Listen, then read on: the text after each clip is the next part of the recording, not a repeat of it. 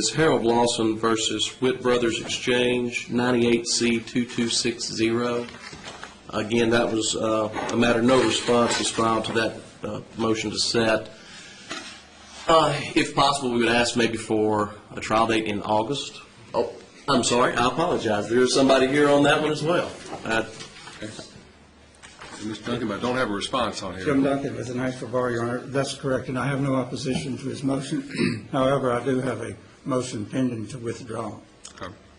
What month are you looking at?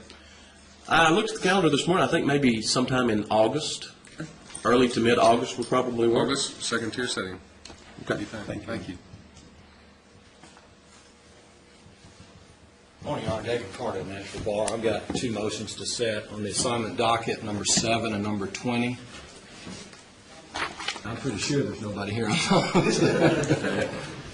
On the Mullins case, what date are you looking at?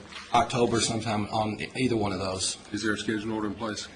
I think there is, Your Honor, but if there's not, we'll get one in both of them if they're not. October second tier setting? October 2nd? What'd you say? Second tier setting in October. Okay, that's fine. And 21, you say? I believe it's 20. 20. Johnson. Johnson, what month are you looking at for that? October would also be fine. And also, is there a scheduled order? Again, I'll check and see if there's If not. not, Or include one or we'll discovery do one. cutoff and second tier setting on that as well. All right, thank you. David Commissar, Your Honor. On the assignment docket, there's no response. I believe it's number 18, McCall versus Miller. Yes, sir. The reason for my appearance is to try to open up the calendar. We will submit an agreed scheduling order. I've spoken with the attorney for Ms. Miller, and we're looking at a date in either late October or early November. Anything unusual about the case? Second tier setting in October and November would be fine. Thank you, Your Honor. Thank you. See. Charles Phillip Maxwell, and I have a motion to dismiss in Metro Government versus Charles Phillip Maxwell. And there's been no response, and we'll just move to have the motion granted.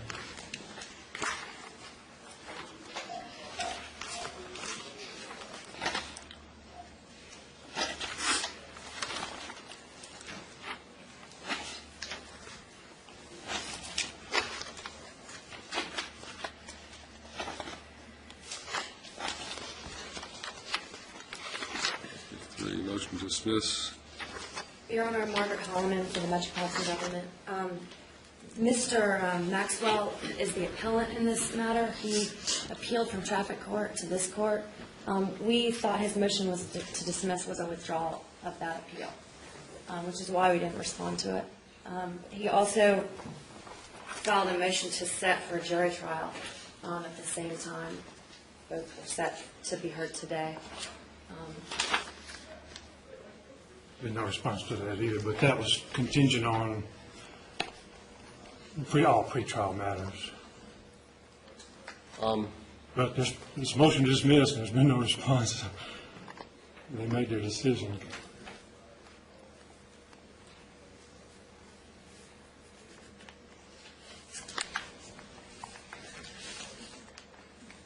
It's really, Since it's really not up. It really doesn't matter to me why it's dismissed.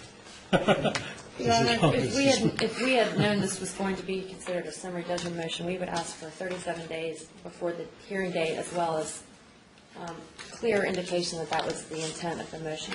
It says clearly in the first paragraph that pursuant to the Tennessee Rules of Civil Procedure that if a motion dismissed, the court can determine that it is based on some fact, then the court can view it as a summary judgment, and that's in the first paragraph. If the court determines that it's summary judgment, then it is.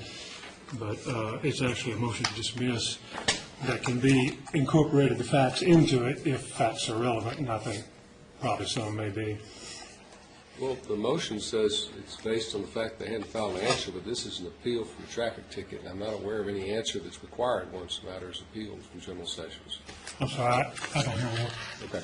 The motion to dismiss says it's based on their failure to file an answer, but this is an appeal from a traffic ticket, and I'm unaware of any rule of procedure that requires an answer to be filed once the matter is appealed.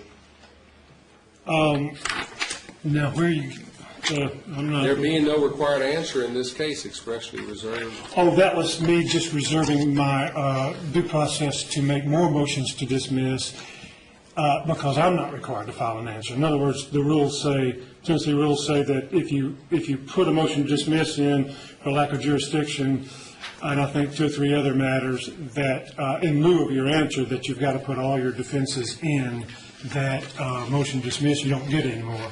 I was reserving my right to still make more motions to dismiss based on other defenses because I'm not required to file an answer in this case since it's involving I'm sorry, I didn't understand what you said. Yeah, Well, I I was just- think this would be more appropriately handled as a motion for summary judgment. I'm going to declare that to be one. Let's pick a date. What's a convenient date for you to come back?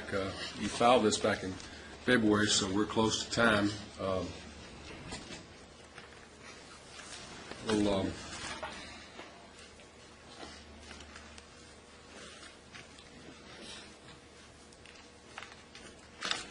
Yeah, before you go that far, there's one other matter. This is, I just come down here arguing about my rights, but this is the 3rd or 4th time, and I continually get this court. The odds of that are, for it to be a random choice, is like over 1,000 to 1.